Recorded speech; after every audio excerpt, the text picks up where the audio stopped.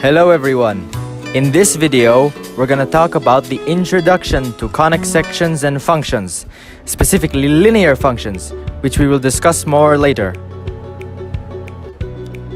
First, we will discuss functions.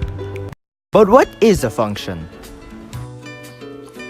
It is like a machine that has an input and an output, and the output is related somehow to the input.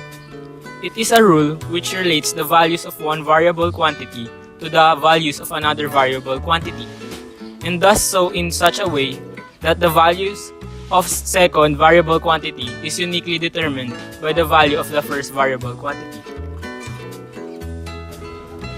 In function, we have the terms like relation, which is the relationship between sets of information. The set of all starting points is called the domain, and the set of all the ending points is called the range. The domain is the x and the range is the y.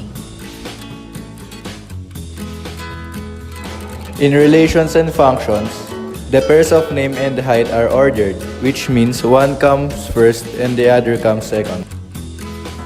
Relations can be displayed as table, mapping or arrow diagram, and by graphing.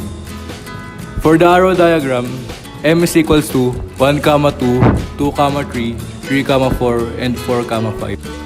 As you can see, each input has the respective outputs. There are three classes of functions that can be shown using the arrow diagram.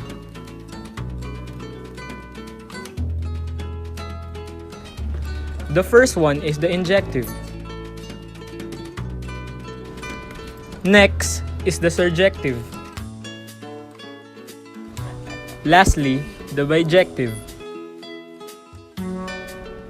There could be two inputs for an output, but it won't be considered as a function if there are two outputs for an input.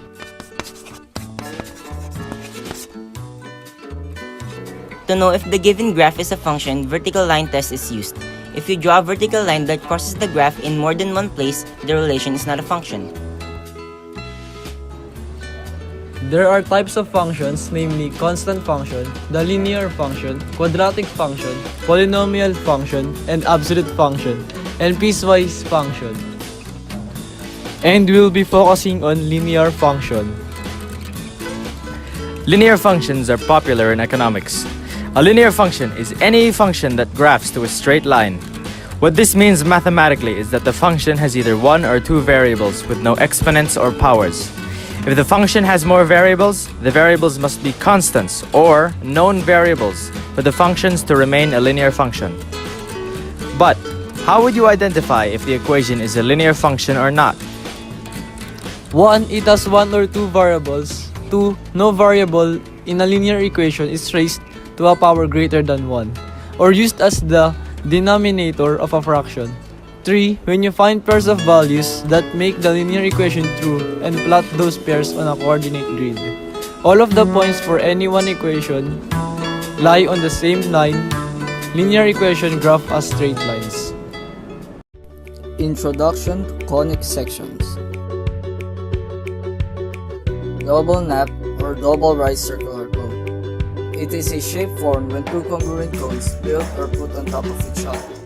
Tips are touching, their axes aligned, with each extending indefinitely away from the tips. The parts: central axis, the fixed line; vertex, the fixed point; generator, diagonal lines that rotates in circular motion; directrix, perimeter or circumference of the base of the cone; nap, lateral surface of the cone. We have two naps, the upper nap and the lower nap. Both are congruent with each other. Vertex angle, angle formed by the intersection of the central axis and generator.